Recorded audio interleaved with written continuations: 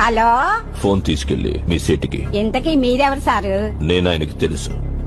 Urgent అని చెప్పు. పేరు చెప్పకుండా ఫోన్ ఇస్తే మా సేటు కోపడతారు. ఏయ్, బాయ్ నుంచి ఫోన్ అని చెప్పు. ఎవరికి బాయి? మా సేటుకు బాయా?